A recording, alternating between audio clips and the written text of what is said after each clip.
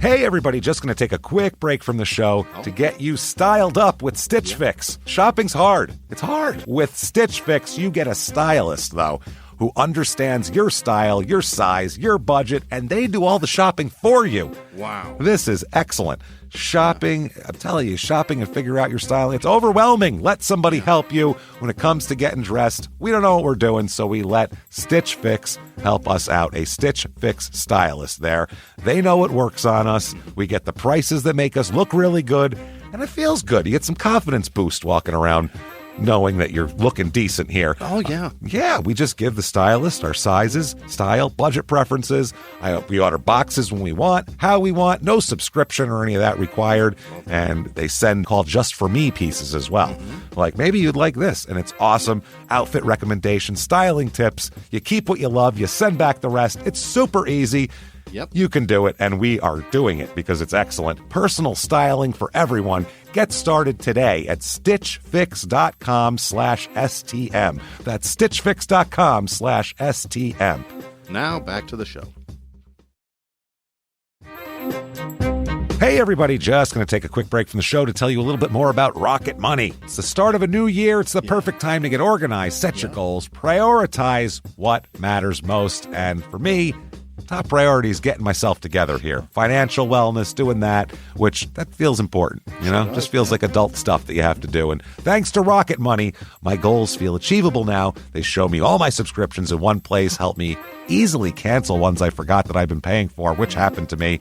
Absolutely happened to me. I had, for years, I was paying for something. I was like, what is going on here? Rocket Money found it and saved me lots of money since then, because it's been a while. So they did a great job here. Rocket Money is a personal finance app that helps find and cancel your unwanted subscriptions, monitors your spending, and helps lower your bills so you can grow your savings. Rocket Money has over 5 million users and has saved a total of $500 million in canceled subscriptions, saving members up to $740 a year when using all the app's premium features. Cancel your unwanted subscriptions and reach your financial goals faster with Rocket Money.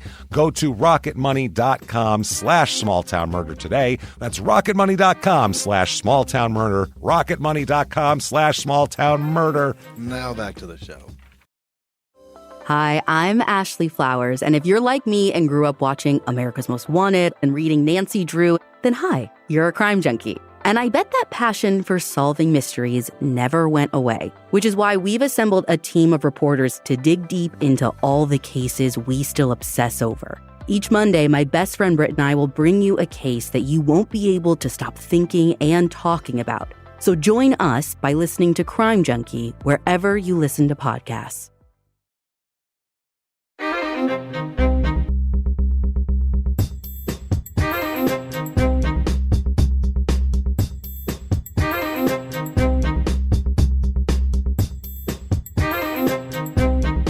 Hello, everybody, and welcome back to Small Town Murder Express. Yay, and choo-choo.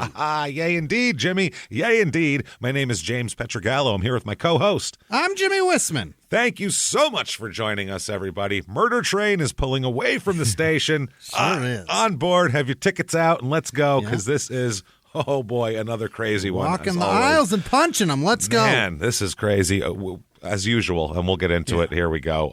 First off, before we get started, though, definitely head over to shutupandgivememurder.com. Yeah. Get those tickets for February 10th, February 11th. That is Cleveland and St. Louis to kick off the tour for 2023. Hurry, because they're going real fast. They're not going to be there much longer. And also Portland, Seattle, they're all selling out pretty fast. So when that next batch goes on sale for the rest of the year, get your tickets early, because they're going extremely fast. So thank you, everybody, for buying those. We really do appreciate that. Yes. Can't wait to get out there and see you. Patreon.com/crime in sports is where you get the bonus stuff. Oh? All the stuff, Jimmy. There's so many episodes to binge, bonus episodes you've never heard. About like 150 of them back there. Oh, my God, it's all of them. Yeah. Anybody $5 or above is going to get access to all of it. A cup of coffee. It's a cup of coffee. And cheaper. You will God damn it, cheaper. Cheaper, and you'll get 2 new episodes every other week. One crime and sports, one small town murder. This week is no exception. What you're going to get this week for crime and sports: when players attack Fans. That's yeah. what we're going to get. When players attack, when players go into the stands and they've had enough, and you're going to see a man who's in his mid-20s and his full athletic prowess, one of the top 0.001% of physical human beings on Earth, beat up a 50-year-old man who's eating a hot dog. That's amazing. 1% pummeling the bottom 1%. It's amazing. Yeah, that's going to be fun. And then for Small Town Murder, God, this is a good batch of bonuses. Yeah. Nazis on drugs. We're going to talk about what the hell were the Nazis taking to be so crazy. Now, we know meth, obviously, with the soldiers, but we'll get into what the higher command was taking to make such terrible decisions in the world. We'll talk all about it. It's going to be an insane show, obviously. So that is patreon.com/crime and sports. Get everything there, and you'll get a shout out at the end of the regular show, of course, as well. So that said, I think it's time, Jimmy. It is. Sit back. Let's clear the lungs. Where are you right now? Not only shout it out your car window, stop in traffic, stand on your hood. Don't look over your shoulder. Arms to the sides, up in the air like you're king of the world, and yell, Shut up and give me murder. Now, get back in your car before you get in an accident, please. You're going to cause a 14-car pileup, I swear to God. Middle of the 101, for Christ's sake. Please be careful. So let's do this. Let's go on a trip, Jimmy. What do you say? Oh, allons-y. All right. We are going all the way down to Virginia this week. Oh. Yeah, been a little bit since we've been there. We're going to Collinsville, Virginia, which is a small town just outside of Martinsville, Virginia, which is a slightly bigger town. That's kind of more well-known. So population here in Collinsville, this is like southern. Like it's closer to the closest city is Greensboro, North Carolina. So it's kind of close to the North Carolina border, but kind of in the central part of the state, heading toward the panhandle of Virginia. It's and this is some serious panhandlery going on this week. So population here 6,878. So a few people here, but not very big. Median household income is about 20,000 lower than the national average. It's 36,210. And median home price, though, $106,200. This is you can do it. This is cheap. Yeah, this is a very it's a very inexpensive area here, kind of in the middle of nowhere. A little bit of history about this town. It was founded by an American Revolutionary War general, a guy named Joseph Martin, who was he was born near here, and he developed a plantation on Scuffle Hill on the banks of the Smith River. And so that's how him and another guy, Patrick Henry, who's a famous Revolutionary War guy, lived briefly here, and they named a county after him, Patrick Henry, and then the guy left. So he showed up. They were like, yay, we're so happy you're here. We'll name a county after you. And he was like, fuck you, bye. And he just left. Take it. Gotta run. They just kept the name. That's pretty interesting. In the 20th century, DuPont built a large manufacturing plant for producing textile nylon filament. Yeah. Which was big for the war, for World War II. And during the Cold War, it was identified as a strategic bombing target by from the Soviet Union. Like, really? Yeah, because of all the textile nylon filament they were making. They were like, listen, they're going to be coming for us. This is it. I mean, they're going to go, we got to bomb. Come get our uniforms. New York, Washington, D.C., probably Los Angeles just for the population center, Chicago probably, and make sure to get Collinsville, Virginia while you're at it, please. Can we get that? But it's probably true. That's what's crazy. The nylon production, though, jump-started the growth of the textile industry in the area because they were already making the shit there. The Martinville Speedway opened in 1954. I guess I was going to say, I think this is racing. NASCAR's there. There you go. 1949. It was on the roster for the first season of NASCAR. Boogity. In 49. For years, Martinsville was known as the sweatshirt capital of the world. Oh, sweatshirt. I thought you were going to say shop. Nope, not sweatshirt capital of the world. If you had a random no-name sweatshirt on, it was probably from here. That's how it worked. Yep. And in the 1980s, it boasted here, Martinsville, more millionaires per capita than any other city in America. Is that right? I suppose, for a minute. I don't know. A lot of rich people here. That feels very biased, though. It feels like they, you know what I mean? I feel like I hear that a lot, to where everywhere can't have the most millionaires per capita. You know what I'm saying? Yeah, I've heard that about Scottsdale, Arizona. I've heard that everywhere. about L.A. Oh, yeah, it's a lot. So Martinsville, now. Jesus. In the 90s, textiles and furniture manufacturing became kind of economically obsolete by then. You couldn't really make any money doing it anymore. So they closed the shops. They laid off thousands of workers. People went, these companies all went to other countries. And the city has repositioned itself, or tried to, as a center for the development of technology. So that's what they're going for. Yeah. Reviews of this town. Let's hear what the people have to say. Here's 4 stars. This is good. Very good. Yeah, I'm proud of it. It is a quiet city. Good to live and study. That's because it's quiet. You can study. Yeah. There's no noise interrupting you, apparently. Yeah. People are friendly and lovely. You don't hear lovely very often when describing a group of people. I love the word, though. Yeah, it's a nice. fun word. It is. The only problem is that you must have a car to go out. And in vacation, you do not have so much to do in city, so you have to go to another one. Who vacations where they live? I was just going to say that. Staycation in Martinsburg? That's a vacation. That's called what is it? Martinville, or I think, yeah. Yeah, you can go out. You do not have much to do, so you have to go to another city. That's a vacation. That's what people do. You're supposed to leave. Because we've done everything here already, because we fucking live here. We do it all the time. This is so frustrating. There's a complex who you can play some sports. I assume he tried to say where. Yeah. At least it didn't come out how. You can play some sports with friends. There is a NASCAR stadium here, too. Okay. All right. Here's 3 stars. Small town, but you meet lots of amazing people and friends. The middle schools are not that great. They have serious insect problems. Oh, that's how overrun must the middle school be, where that's the main thing you have to describe about the town? Hey, how you doing? This town here, pretty nice. Middle school overrun with vermin, just crazy. That's not even vermin, bugs. Bugs. I assume that was the last thing I thought you were going to say. Usually, 10 choices, I wouldn't have said insects. The middle school is a problem because of the bugs. Yeah, then the vermin go to eat the bugs, and then you're going to get them too. Aren't your school, isn't it closed for a few months? Take care of it. Wipe it? No, they're going to let it go. Let it go. They're having an experiment here. Set up some tarps and bomb the motherfucker. No, trying to get the population up and see what's going on. But the high schools are great, is the next line. Oh, okay. Great teachers that try hard to work with you and meet your needs. I'm going to say that person's in high school. They're like in the 9th grade, and they're very happy to get out of that middle school. Here's 2 stars. Lacking of things to do. Just some fast food places to eat and a bowling place to go sometimes. Okay. One can't bowl every day, Not every day. Fuck your thigh up.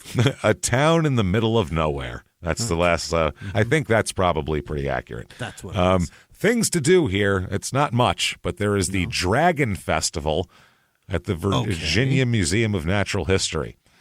Okay, those don't exist. So what do we? That's what I'm saying. This is a museum of natural history. Natural history. You know where none of those things have to do with? Dragons. None of those. Museum, natural, or history. Dragons. This isn't the Game of Thrones museum. This is a goddamn natural history museum. Show me a bison or something. Don't show me this. What are we talking about? Show me dinosaur bones. Show me cool geodes. I don't want to see this. Wow, there's a lot of shit in there. Days, James? Holy Christ. Explore the lore of dragons. Well, you said it right there. There it is. The impact these creatures have made on societies across the globe. What, that they imagined them? Who cares? What are we talking about? What are we talking about? They don't fucking exist. Is there a unicorn festival too? And the science behind the growth and dissemination of their myth. Okay, you just said 2 words that don't belong in the same sentence together. I'm bouncing up and down in my chair right now. Science and myth? The science behind the dissemination of their myth. So the science behind how it spread, you're going to show me a fucking flowchart of how these people, Sally told Susie, who told Bobby? What are we talking about? Only dragging that's going to happen is me dragging these nuts across your face. Yeah, that's right. Jesus Christ, I'm losing my mind. God damn it. Why do they do this? I don't know. The festival experiences include dragon displays and art, full-size dragon sculpture, fire performances, Oh, my God. blacksmith presentations. What does that have Why? to do with it? Do you shoe a dragon? You going to show me how to make a dragon shoe? Is that what we're doing here? Stilt walkers will be there for some reason. Don't know why that's happening. This is ridiculous. This is sci-fi, right? They wear like steampunk goggles. Look at that. Look at me. Reminds you of dragons. There is a sci-fi and fantasy author like meet and greet going on. Beer and mead garden. You assholes. A Ren Fair marketplace. Food trucks, and music. And it tells you to come dressed in your favorite family-friendly dragon, medieval, or fantasy costume and receive free admission. Family-friendly. Is there an adult dragon, James? There's an adult costume where your cock hangs out. Don't you know the anatomically correct dragon costumes with huge balls you have to drag behind you? Do you know that one? You can't wear that one. Your veiny cock.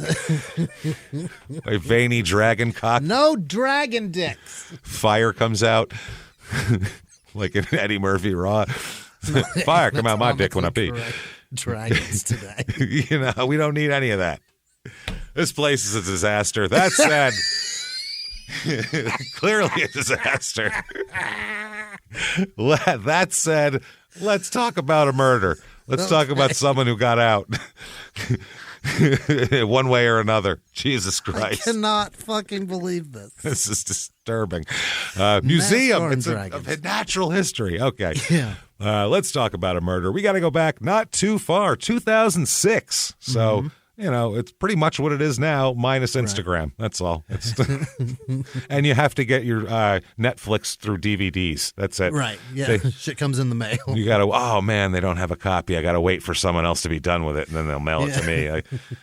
That's that. But there's still texting and cameras on your phone. BlackBerry times, everybody. BlackBerry times. Think BlackBerry. Turn it sideways, side kick out. LG flip phone type maneuvers going on here. So let's talk about some people.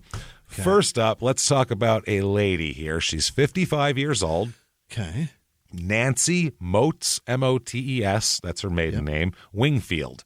Nancy Motes Wingfield. Now, she's described differently by a few different people. Apparently, pre-1997, she's described as a good-natured, gregarious woman who runs a beauty shop out of her home.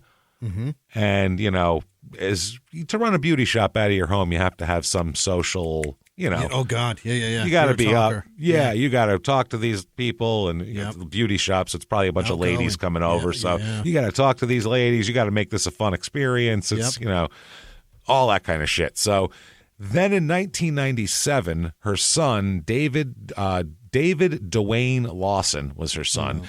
In 1997, he is murdered in his house. Oh, my God. Okay. Now, this is crazy because a guy named Danny Steve Hall was convicted of this and convicted of first-degree murder. He shot and killed David, who is her son, and this was in a domestic dispute where I guess – I don't know if David lived with these people, but the Danny Steve Hall and his wife were in some kind of fight, dispute, and I guess somehow her son got involved in it. He was in the house, and I don't know if he's a friend or a roommate or whatever, but this guy decided, I'm shooting everybody, and he shot up his wife, and he also shot up David Dwayne Lawson, but his wife survived.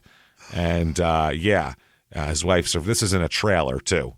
So, oh my God. Apparently, the guy tried to say that Lawson grabbed the gun and shot at him when he saw the guy coming up on the porch of the trailer. But instead, they're like, the forensics don't back that up at all. It shows that this guy just opened fire on people inside the trailer. But this guy tried to say that, I was threatened by him. He tried to grab my gun.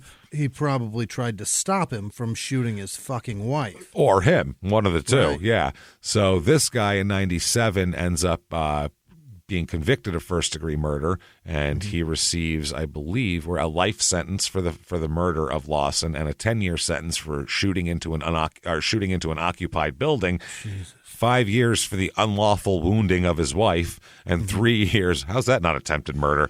Yeah.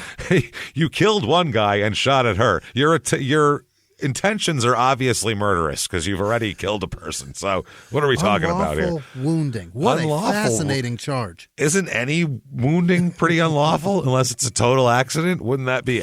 Unless it's accidental or self-defense. Or even then it could be unlawful wounding. Who knows? But and the felony use of a firearm. So he receives life plus 10 years. And this apparently made Nancy not the same kind of person after that. I'm sure that changes her, yeah. Everybody said she became withdrawn. She stopped running the beauty shop out of her house. She couldn't put the smile on anymore and go, come on, girls. And she couldn't do it anymore. She just couldn't do it. Didn't have it in her to play Shania Twain one more time in 1997. She's like, if I have to fucking hear this song one more time, fucking strip the color out of a woman's hair, I'm going to blow my goddamn brains out. Yeah. All over this dryer. I can't take it. One of those sit-down things where it comes over your head. Yeah, the beehive thingy. Yeah. So either way, she ends up being withdrawn, taking painkillers and sleeping pills a lot. Oh, no. And by 2006, it's been, 8 or so years of her basically just... She's in it now. Yeah, spiraling down. And everybody said she's become quite miserable here. I'm sure. Yeah. Like all of her relatives, she has 2 daughters, Tina and Janine, and they both say that she's had to be suffering at this point from like severe depression. Sure. Because of all of her drug use and just being depressed and withdrawn, that sort of thing. Now, Nancy has a brother. Oh. She's 55. Her brother's 52. He is James Alton Motes. That's her brother. Mm-hmm. He's 52. Apparently, she tried to go out to Las Vegas for a little while, and James was out there, and then she moved back to Collinsville, Virginia. This is 2006. She moved like early 2005. She moved back, and then James joined her in the fall of 2005. Yeah. So has no place to live. He had no place to go. James is a bit of a weirdo. James, we'll kind of talk about here. Yeah, let's just say that her daughter said that Nancy allowed him to move back with her to help him. So, okay, he's got some issues. He had a domestic violence arrest in 1995. Yeah, and from what I found, this was out in Las Vegas. I found him in New Mexico at one point. Oh no. He had a domestic case in 95. 94, I found he was married. So maybe that's why. He married a woman named Sandra in 1994. By 1995, he's being arrested for battery and beating her up. So Jesus. That explains how that works. In 2003, I find he's in the newspaper for owing a shitload of property taxes in New Mexico. In the newspaper about it. They list all the debts in these local papers of that, and he's in there, and I found he owes $81,208 in debts and $21,000 in property taxes.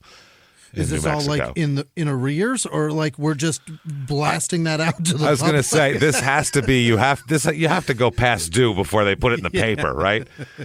I can't imagine $22,000 is a year in New Mexico. You got to print that shit in New Mexico, in Eunice, New Mexico. That's probably what? That's 20 years. He's paying his grandfather's property taxes. Probably that's what is it? $180 a year for half the state. I think is what New Mexico.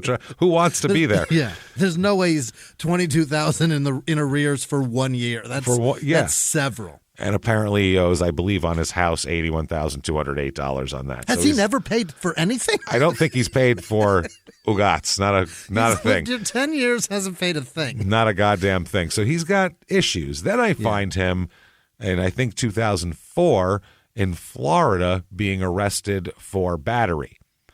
So seems to, leopard not changing its spots there. Yeah, but we're talking New Mexico, Vegas, Florida, back to Vegas. He's bouncing all over. Yeah, he's not real stable. The whole country, this guy. for Christ's sake. All over, yeah, from corner to corner, sea to shining desert, I guess.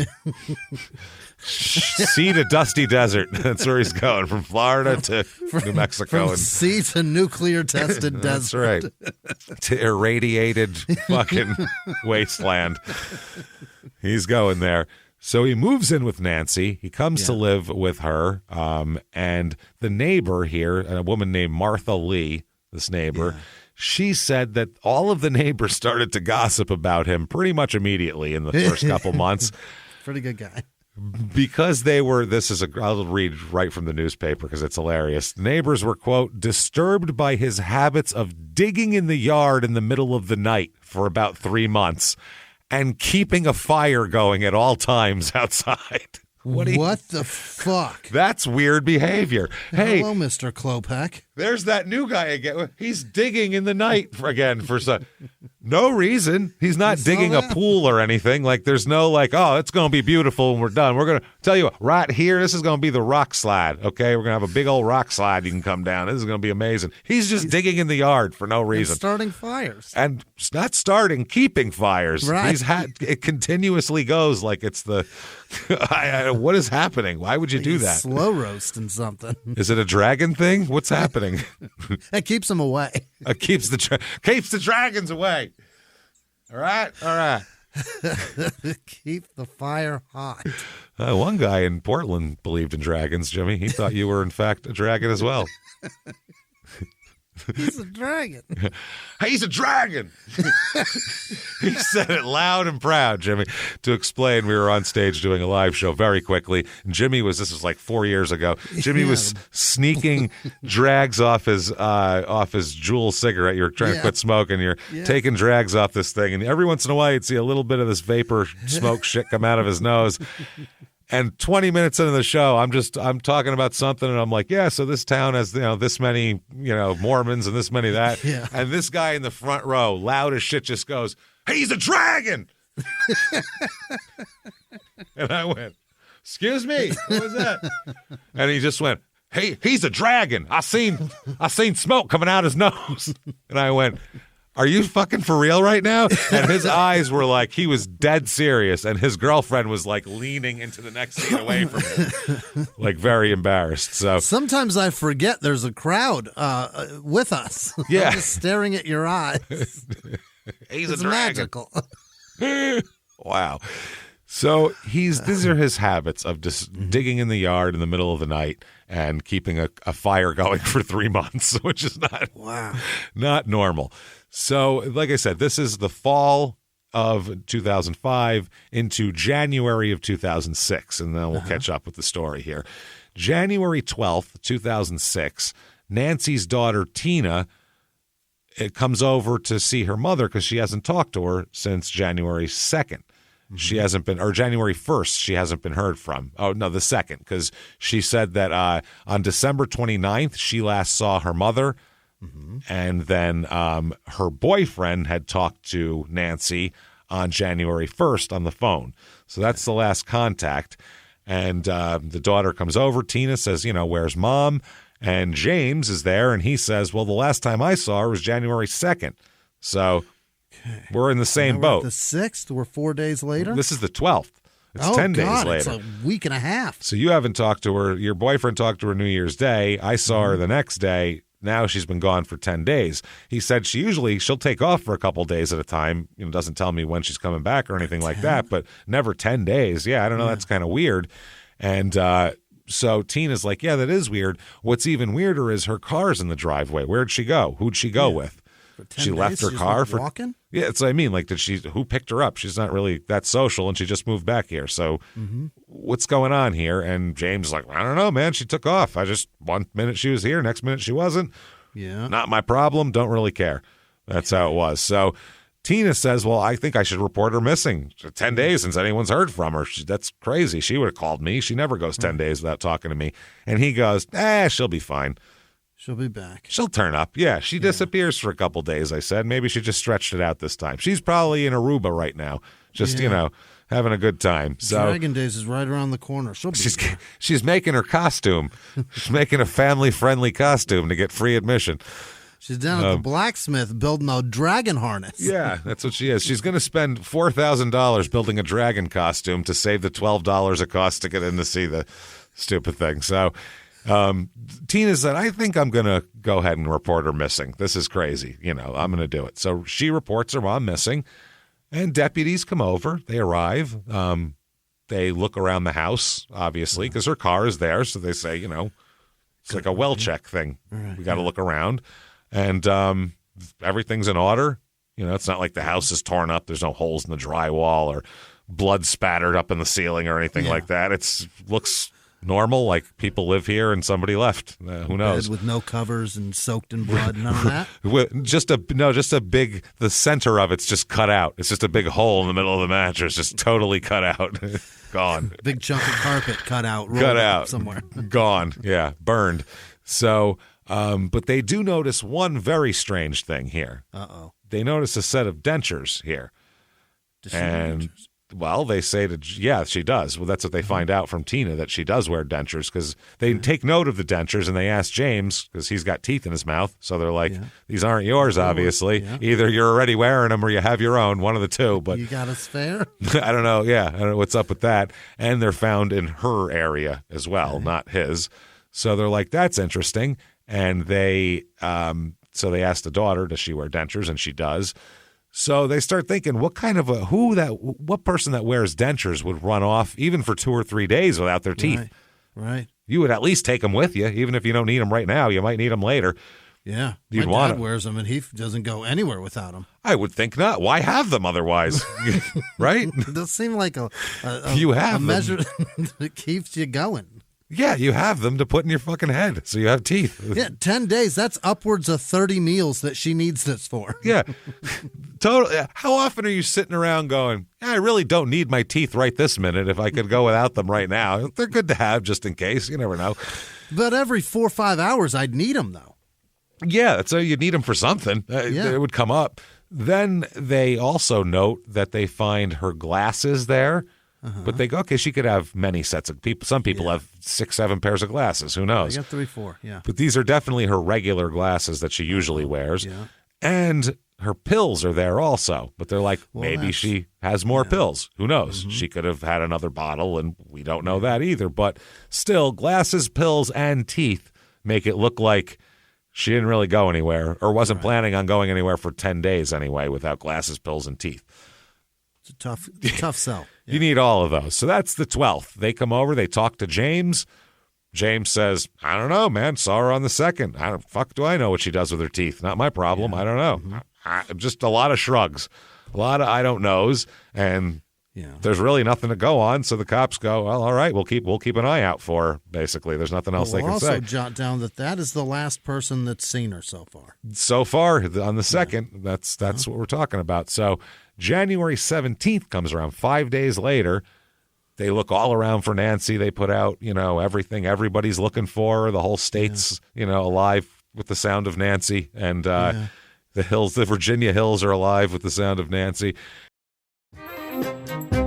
Hey, everybody, just going to take a quick break from the show to tell you about the safest sponsor ever, Simply Safe. Absolutely. These people will keep you safe. It's amazing. You know that every 26 seconds a burglary takes place in the United States, according to the FBI. That means that by the time this podcast is over, dozens and dozens of homes will have been targeted, ransacked. God knows what happens here. So protect your home before it's too late with Simply Safe proactive security system. Simply Safe helps stop threats before they even have a chance to break in.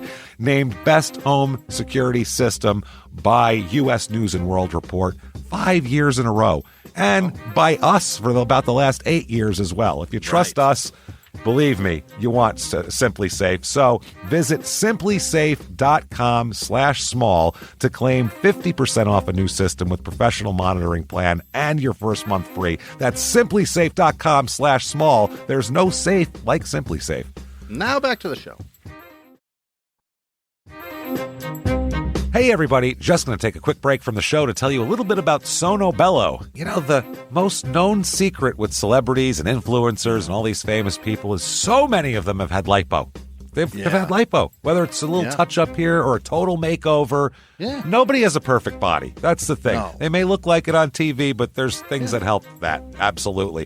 Lipo now has changed, and Sono Bello's been at the forefront with using LAL technology and getting those beautiful and natural outcomes for each person. Looking real natural. Our friends at Sono Bello are offering their best deal. You're now included in their winter savings event, but appointments are limited, so please get on this. Sono Bello doctors are masters in micro laser fat removal, a brilliant technique that removes stubborn fat permanently wherever your problem areas are. Tummy, love handles, thighs, arms, it's gone in one comfortable visit. Eating healthy and workouts are great. Keep doing that, but if you want to lose that stubborn fat in one visit, check out Sono Bello. Save big during their winter savings event. Schedule your free consultation now at sonobello.com/smalltownmurder. That's sonobello.com/smalltownmurder. Now back to the show.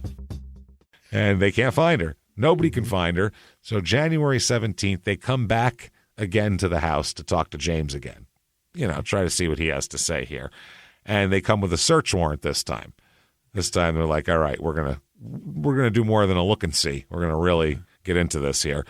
So while they're doing this, they talk to neighbors as well. They're really doing a whole canvas, and more neighbors say, yeah, I noticed right around that time, around the 2nd through the next few days after that, I noticed more digging than normal from James out there. Yeah, he does that. He does that, but yeah, there was more. Like he was digging all the time, and they said a lot more. There was more fires. Huh. He upped his fire and digging game. Yeah, we're 3 weeks out of Krampus time. Oh yeah, this isn't. He's definitely not sending a signal to Krampus. This is a. So they're like teeth, pills, glasses, fires, holes. That's too much. Those are 5 things that should never all be together. That's a Yahtzee, babe. Yeah, they should be together as much as science, myth, and dragons should all be in the same. And history and natural. Those 5 things go together as much as these 5. And it's bad. So they're really starting to be like, what the fuck? So they keep really going at James here in his own living room. And they're like, he keeps saying, I don't know where she went. I don't know where she went. And they're like, we have her, God. These are her teeth. Right. I would assume they're making chompy things with it. Like, look, chomp. It's been 15 days. Think she hasn't eaten anything solid since then? He's got a bottom tray on his thumb and holding the top and slapping them together. That's what he's doing, yeah. Otherwise, what's she doing? Just gumming down untoasted tuna sandwiches? What are we talking about here out there? She's got to have teeth, just balancing between egg salad and tuna. That's her favorite. Back and forth. He goes, she loves egg salad and tuna salad. No, that didn't happen. But yeah, that's how they're talking to him, and he said, "I don't know. I don't know. They said the cops said, the lead investigator said they went over the house with a fine tooth comb and found nothing. Oh, but they kept at it. Fine tooth, chomp chomp. So they couldn't find anything. The only thing in the entire house that they found that could possibly be of any evidentiary value is a single speck of blood behind the toilet handle. Nice looking, friends. That's fine-tooth comb. There's no other way to say it with fine-tooth comb. If you're looking... Jesus. But, I mean, that's how deep they looked. They found a speck of blood behind the toilet handle, but that's evidence, but it's also... If you went... That could come from anything. If you went with a fine-tooth, like a forensic team came into your bathroom, anybody's bathroom... Your blood is in there somewhere. It's all over the place. I would appear missing for sure. Yeah, they'd be like, oh my God. Jesus, he's lost like a gallon of blood in here. This is crazy. It's all over the place. Oh, please, if I change my razor, it is a bloodbath in there. It's dangerous. Absolutely. The first time I use a razor, every time I take a deep breath and go... Here goes. The roll of toilet paper sitting next to you already here we go. It's on now. Everybody does that, right? Everybody's got that that pit in your stomach that that you're just about to look you're about to injure yourself. That's the thing. you're about to injure yourself, and you're like, I got to do it. It's crazy. I'm either hairy or bloody. One of the two. It's a weird thing to do. Yeah, it's going to be a trail of something behind me. I know that much.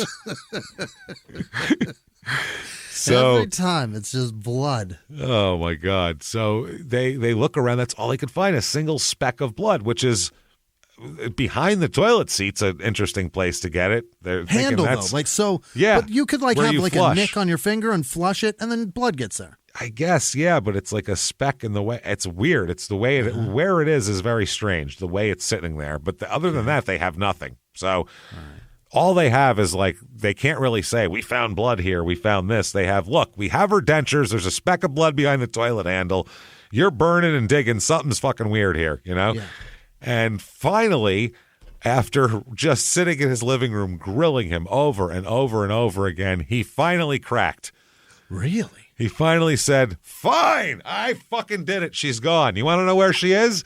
You want to know where she is? I'll tell you where she is. And they're like, whoa, this is going to be good. He says, give me a piece of paper. All right. Okay. They're like, all right. And so they give him a piece of paper and a pen, and he starts drawing a map on it. Yeah. And on this map, he draws 5 X's. And he said, she's in those 5 places. That's where she is. All of them. All 5 places. He said, God. I put her in 5 different places. And they go, well, how, why, what's going on here? And he said, everybody go pour yourself a nice hot cup of tea and let's just sit down around the fire and have a little tale, shall we?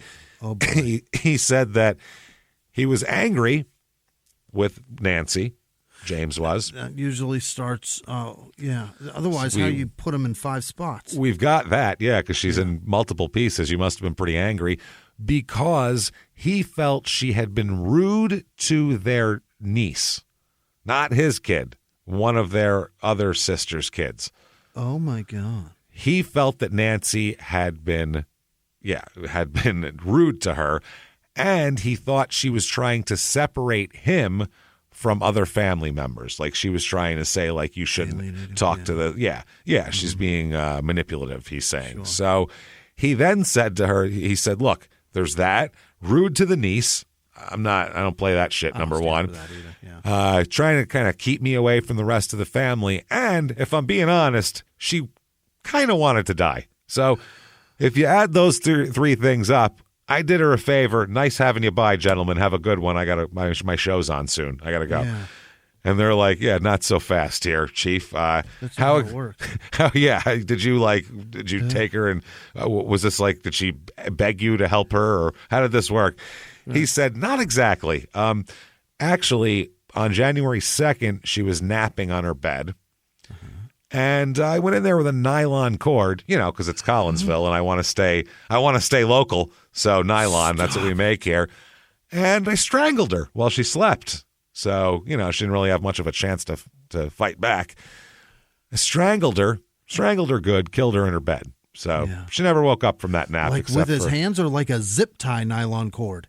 A cord wrapped around her neck. 2 hands, got it. Yeah, strangling her like she owed a mobster money type of deal or was going to testify. Wow. So he said, all right, well, this isn't good. Now I got my dead sister here. Yeah. Got to do something here. So he hauls her into the bathroom, takes her into the bathtub. And by the way, we must say he's a huge CSI fan, the TV show CSI. Yeah. He says openly it is the only television show that he watches. He loves it.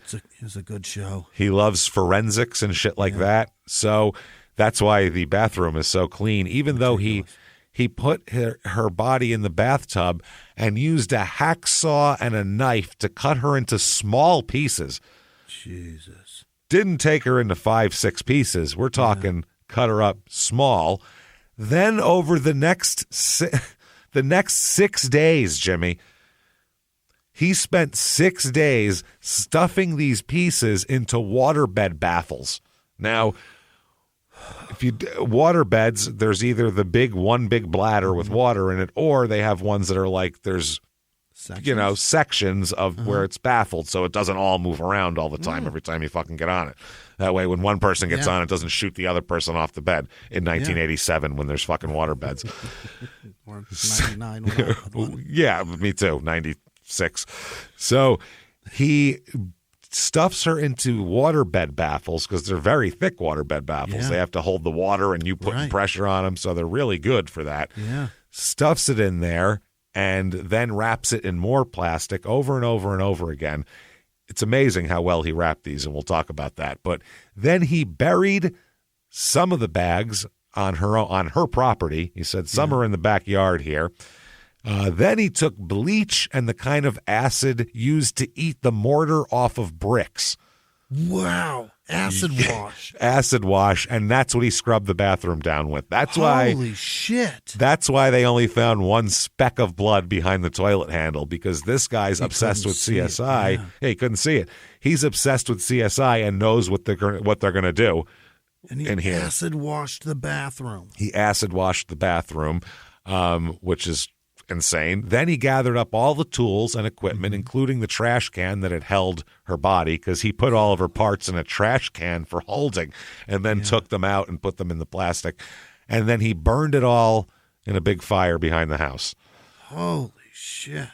Okay, so he says all of this, and they're like, holy shit, bro. Well, obviously, you can't do that. Right. That's not allowed. We're definitely going to arrest you for this. And what happens next is why you take people into the police station to interrogate them, and you don't do it in their own living room. This is why you don't do that, okay? Very simple reason. Because then he says, okay, sure, that sounds good. Grabs a bottle of antifreeze and begins chugging from it. Get out. He gets down about half a bottle of antifreeze before they're able to tackle him and get the bottle of antifreeze out of his hand while he's like, with his tongue out trying to get the last drops falling out of it.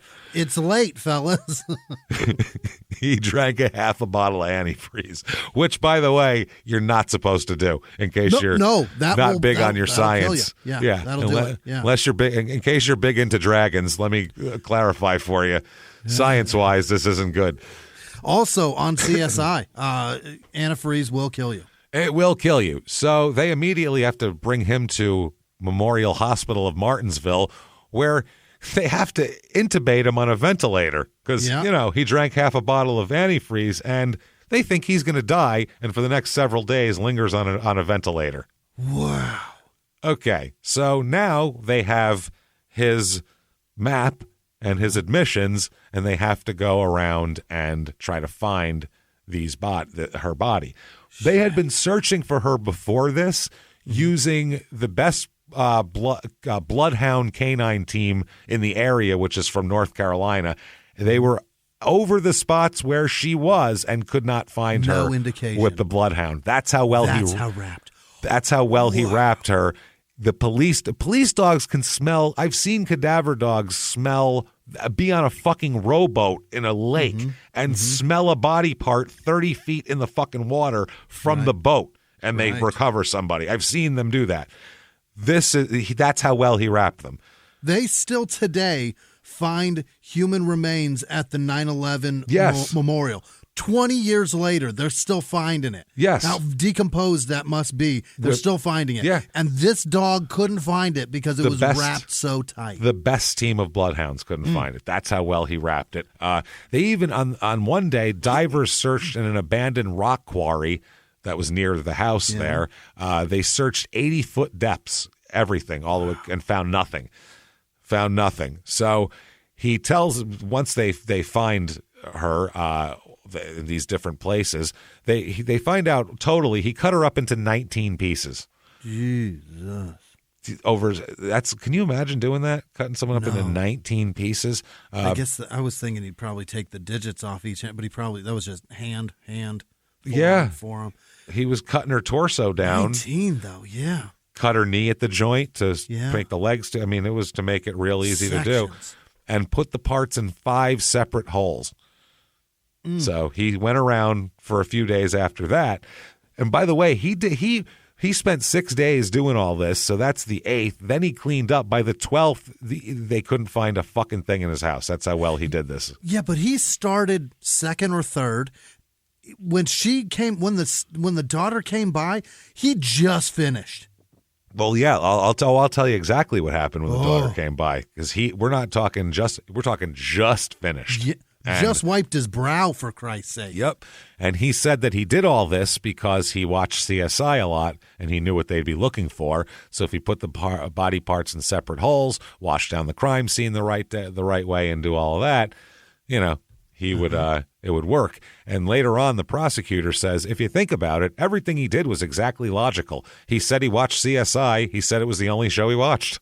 And he didn't. It helped him to almost get away with this. If he didn't admit it, they wouldn't have been able to get him on anything. Nothing, no. They could have went forever. If the dogs couldn't find her and they've gone over it 5 times, they're not going to come back. It would have been They'd done. have their suspicions about him for the rest of his life. Oh, but he'd always be that guy Yeah. that probably killed his sister, but who knows? He'd be that weird guy the neighbors gossip about even more. So at one point, when they do dig her up from the house, he is brought from the hospital in an ambulance to point out exactly where he buried it, and then they take him back to the hospital because he starts an antifreeze hangover. With an antifreeze hangover, he starts to come out of it after a while. Here, he's taken off the ventilator. He's being guarded by sheriff's deputies and will be taken to jail if he ever gets out of the hospital. They said so. In the backyard, they searched and they found a plastic covered package, as they put it, that contained 2 plastic bags. So he's doing it like a really good weed smuggler. Separate bags inside of bigger bags. Or a grandma giving leftovers. Oh, good. Yeah. That's how my grandmother would do it. She'd lock it down. Although sometimes she'd just give you like a big bowl of something that swooshed back and forth with a piece of tinfoil over it. Like not even like a, wrap where it would cling. We're talking tinfoil where it's like, that's doing nothing. It's just bunched up around the side. Just before Christmas, and he's like, take some of that to go. And I was like, how? And he goes, paper plate, tinfoil. I was like, are you out of your fucking mind? Yeah, what are we talking about? I gotta drive. Tupperware or fuck yourself, you know what I mean? Well, you don't trust me with Tupperware, asshole? Right, yeah. I'd take that as an insult. Bring it back. Paper plate? You don't even try. Hold on. Paper plate, tinfoil. In other words, take this, fuck out of my house. I don't care if it falls on your floor. Stay in your car on the way home. Fuck you. You're going to stop short, and this is going into your wheel well. I wanted to ask him, why are you so mad at me? What'd I do? Yeah, Jesus, really? I don't warrant Tupperware. Thanks, noted.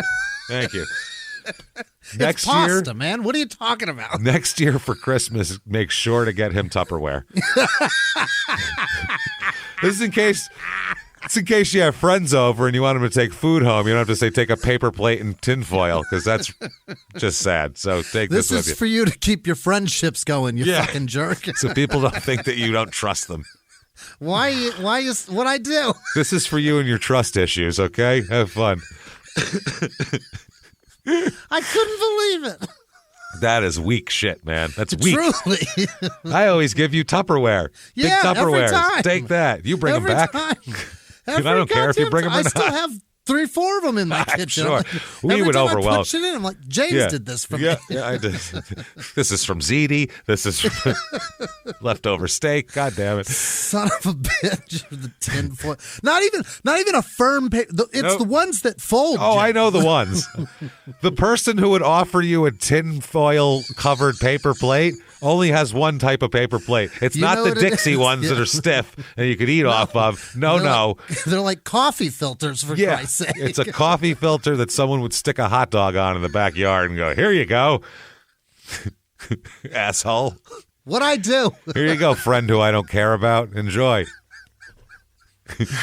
Stunning. There's 1,200 of these for $1.50. Yeah.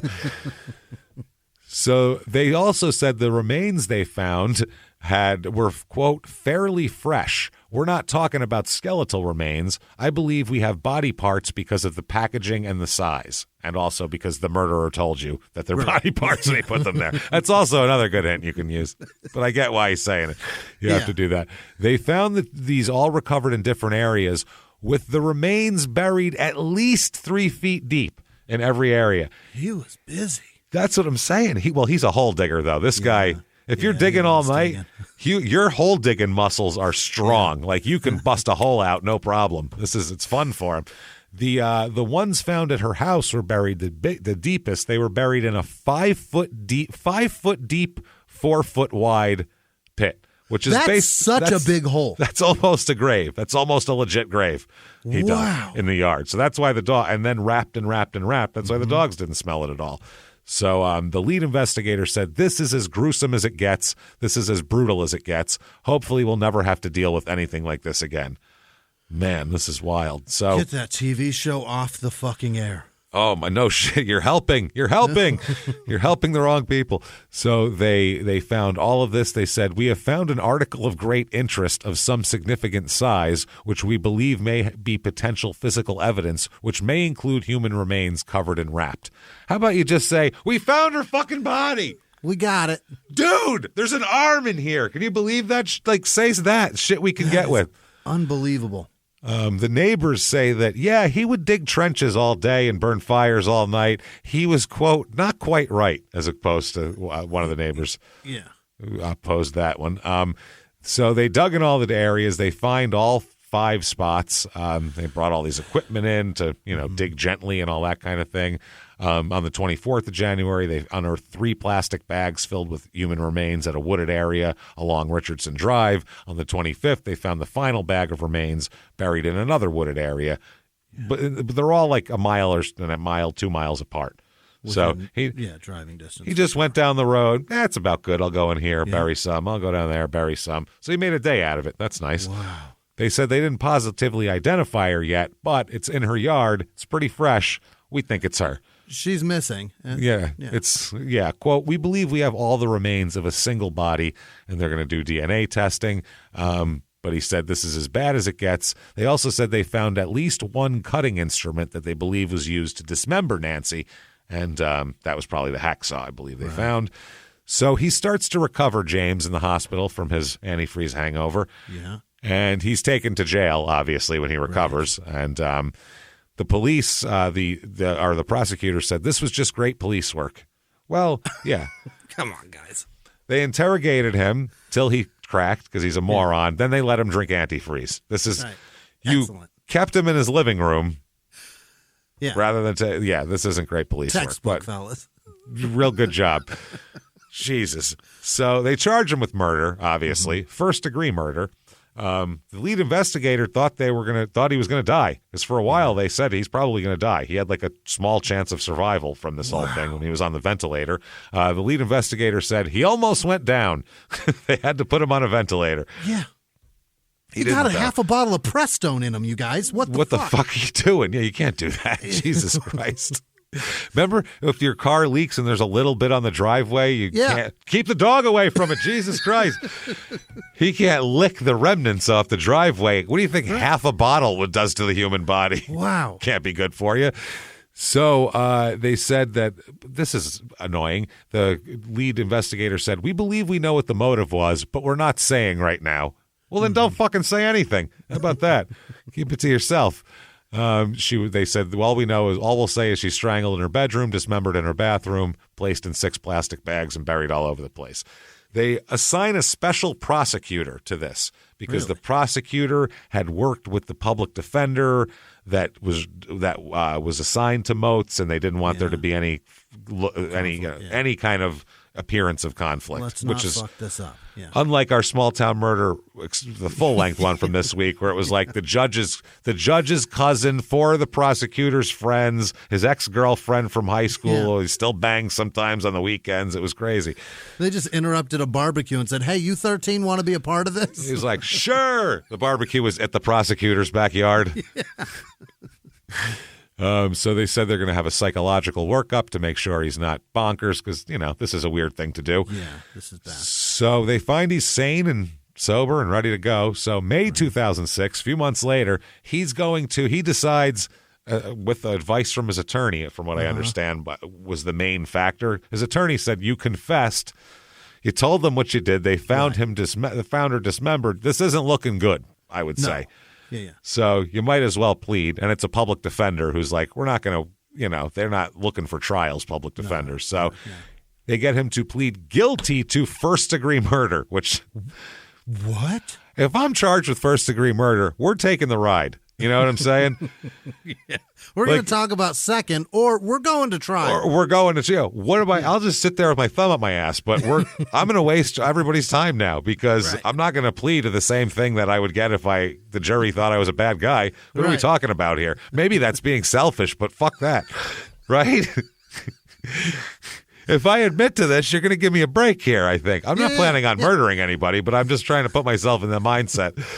I do you and the taxpayers a favor. You do a favor for me. Yeah, that's what I'm saying. What the hell I'll here? just sit in the room. I mean, I get it. Bars, 3 meals, whatever. Yeah, I'm not getting out. Fine. But let's talk about how bad I'm condemned. Let's talk about a break here.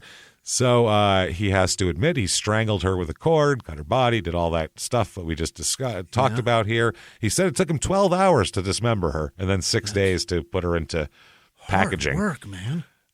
So he said Tina, the daughter, came by as he was in the middle of dismembering Nancy. Stop it. She came by in mid-dismemberment. He is hacksawing something off of her, and he hears at the fucking door. Uh-oh. So he answered the door. He cleaned himself up. He answered the door. He just kept her from going into the guest bathroom. Shit. Just wouldn't let her in there. And because, the mother was half dismembered in the bathtub at the time. Right. She said, but my mom's car is in the driveway, and then reported her missing. Also, her body's in the tub. Holy fuck. So, he said he had moved with Nancy from Las Vegas. He moved from Las Vegas to her home about 3 months before he killed her. They said, why would you do this? Just because she was mean to your niece? That doesn't seem what did she do to the poor girl? He said, well, she also threatened to shoot or beat up our mother. What? So he said that he would lie awake at night worrying that she might carry out the threat. Now, also, he would dig holes and burn fires in the middle of the night. But he said that he couldn't sleep because he was so scared that Nancy was going to hurt or kill their mother. So then they asked him in court, why did you dismember her then? And he said, to hide my crime, quote unquote. Well, that's not good. That sounds... That's real bad. That's the exact thing they want you to say. Because the prosecutor would have been like, why'd you cut her up? To hide my crime. To hide your crime. Wait, that's... What'd you say? He said, never mind. All right. I was trying to... See, you saw what I was going with that, right? Yeah. But yeah, he's right. He's right. Okay, You're the never best mind. player on our team. That's pretty good. All right, never mind. He understands what's going on. All right. Yeah. He said he drank antifreeze because they go, well, why'd you drink antifreeze afterwards? He said, I just couldn't live with what I'd done. He said it wasn't the pressure from the investigators. It was my own guilt for what I did. And they said, well, why'd you choose to confess? And his reason is, and this is hilarious because they came over, they're there for a few hours. When they got there, he didn't want to confess at all. But a few hours later, he said he, quote, got with God. So it took him 3 hours to get with him. He had a full religious conversion in the 3 hours it took for the prosecutors to get there and investigators to get there, question him, and him decide that the only way to go to heaven is to repent.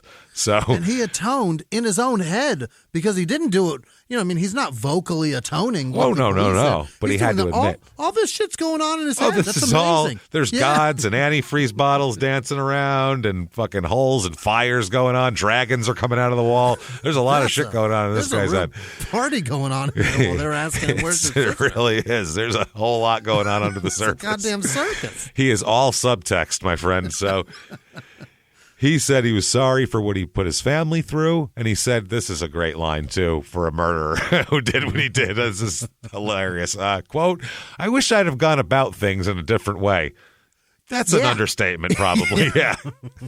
You mean have a talk with her? Oh, man. Just have a talk, leave. I don't like her. I'm leaving.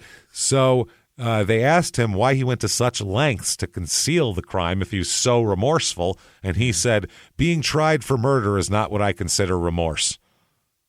I don't know what that means. That was Motz's answer. Being tried for murder is not what I consider remorse. I don't understand that. It makes no sense. I mean, the last word is the part that, like, ruins the whole thing. Yeah. I have shoes with blue laces. Like, that means as much as that. What are we talking about? What just happened in your head, man? Now, the real reason ends up coming out through the family of kind of what the whole point was. Apparently, she tried to change the locks, Nancy did, so he couldn't get into the main part of the house where she lived. She tried to isolate him in a part of the house. And also, after that, the same day, she made a threat by telephone to her mother. The mother confirms that Nancy physically threatened her over the phone, and then said something unpleasant to the niece. All on the same day. So he was so overwhelmed, the prosecutor said Mr. Motes parlayed that into taking a rope and wrapping it around a lady's neck and strangling her. Little, I would say a bit of an overstatement. Then he went on to describe, the prosecutor, how her son was killed. Since then, she took painkillers, sleeping pills, had severe depression, and he said, quote, Miss Wingfield had a terrible life. Wow. Jesus. That's the prosecutor. So in court, the other sisters come in here. Their siblings, James and Nancy's sisters come in. Teresa Gregory is the first sister that talks, and she gives completely unlikely testimony. She gets on the stand, and you expect a teary-eyed, my poor sister. She says, well, my sister was hateful and impossible to love. Jesus, Teresa. Yep. She said that the slaying here was probably prompted by Nancy's rift with the family. She said she's hateful, difficult. She said that at that point, she said that when her brother moved in with Nancy, she worried about her brother moving in there because Nancy's such an asshole that she thought Nancy was going to do something to James. She said, quote, though I was not surprised she lost her life, I was surprised that James was the one that took it. I cannot comprehend the mental anguish that must have been inflicted on him for him to do this. Oh, poor James. That's what she said on the fucking stand. God, Teresa. Then she said, and you, pointing at James's attorney, and said, you're a fucking idiot for not taking this to trial, you fucking lazy asshole. My sister drove him to this. He should have went to trial because, trust me, we'd all testify what a bitch she is. So take that. Wow. Then they said, well, what kind of a sentence do you think he should get? And she said, quote, I would like to see him walk free myself. He did us all a Christmas favor. Fuck Nancy. And she got off the stand. Wow, Teresa. That's her sister. This is didn't expect that, everybody, did you? You expected the typical, my poor sister, she was a light of everybody's eyes and all that. No, bitch. Huge bitch. Huge bitch. Just a horrible got bitch. 55 years. Horrible Teresa, bitch. Christ. My opinion, 20 too many. Could have done without her years ago. Bitch. Just a bitch. Wow. That's what her sister says. Since her son died, she's a real asshole. Just turned into a real twat, not dealing with her. So my brother strangled her in her sleep, fucking, and cut. She wasn't even it wasn't self-defense in her sleep. Then cut her into 19 pieces and buried her all over the county. But he should go free myself because he did us all a favor. The last thing she said was, James is not a bad person, but everybody's buttons can be pushed. In other words, anybody in here would have killed her because she's that much of an asshole, is what she said. Nancy gave him a secluded area of the house to himself for a while. Yeah. Seems pretty nice. Granted, whatever. She says some shitty things here and there. Get out of her house then. Yeah, leave. I mean, you moved here. You came 2,000 miles for this. You got to really want it to get there. This ain't your house, man. So he's got to get on the stand because it's a sentencing hearing. And he says he killed her because she was controlling and threatening.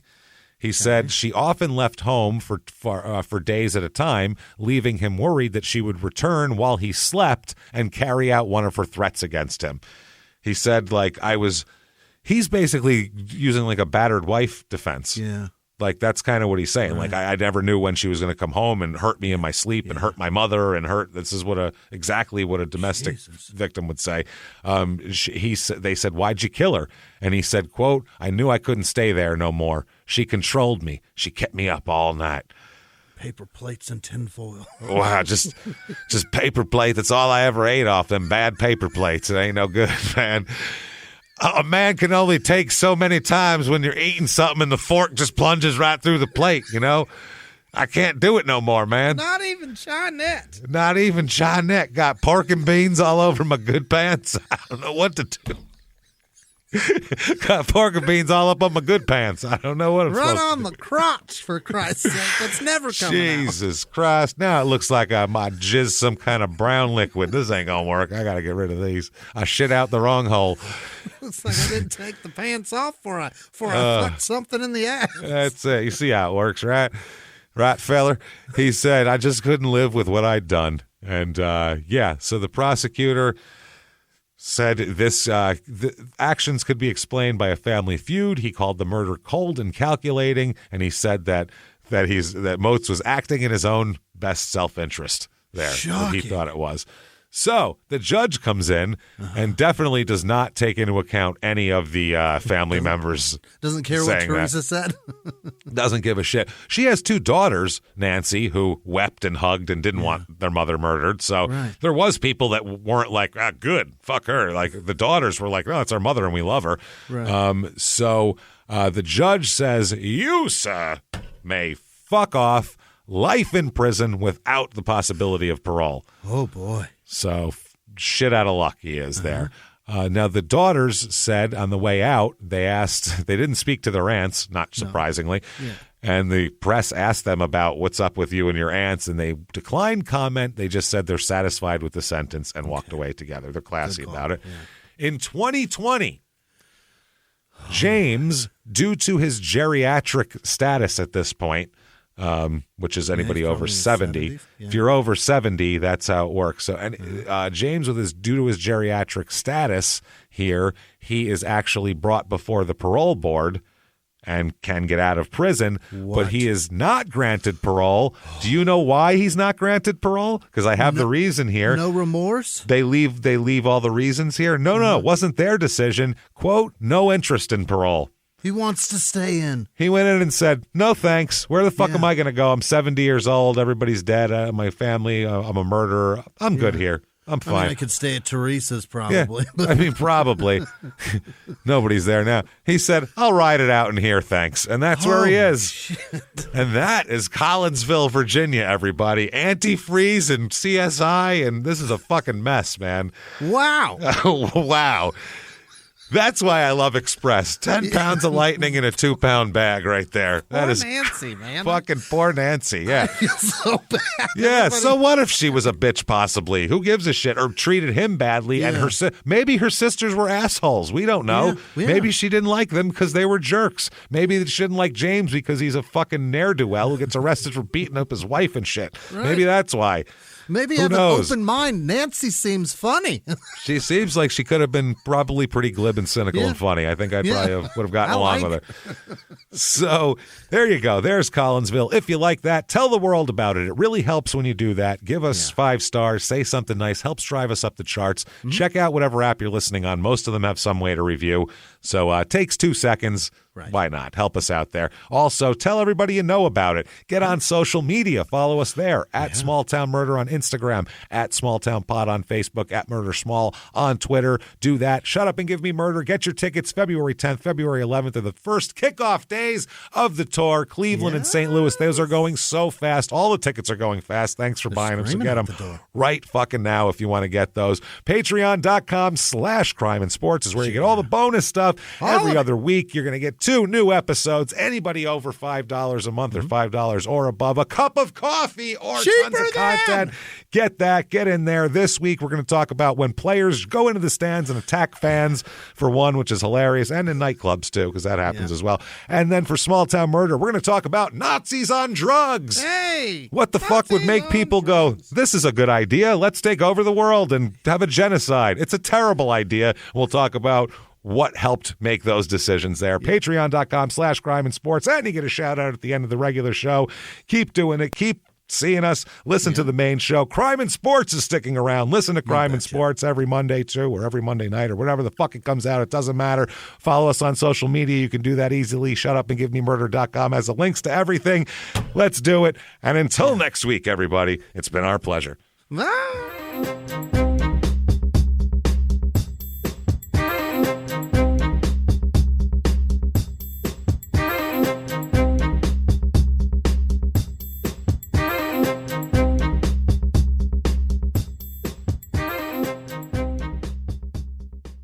If you like Small Town Murder, you can listen early and ad-free now by joining Wondery Plus in the Wondery app or on Apple Podcasts. Prime members can listen early and ad-free on Amazon Music. Before you go, tell us about yourself by filling out a short survey at Wondery.com/survey. In the 1980s, a rosé swept the country. Hey, Mike, I really like this White Zinfandel. Well, good. Now put it down. We're going to try another one. White Zin became America's top-selling wine. But most don't know that this sweet drink has a sour history. What began in 1986 with counterfeit bottles, a big fraud, a multi-million-dollar fraud, sent investigators chasing one of the most powerful families in the business, the Licciardis. But the closer the feds got to them, the more dangerous things became. It's a story of deceit. At the time, I was paranoid. Threats. You touch my kids, I will kill you. And murder. With a .22 caliber bullet to the head.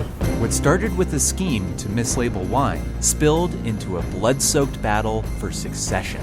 Welcome to Bloodvines. You can binge listen to Bloodvines exclusively and ad-free on Wondery Plus. Join Wondery Plus in the Wondery app, Apple Podcasts, or Spotify.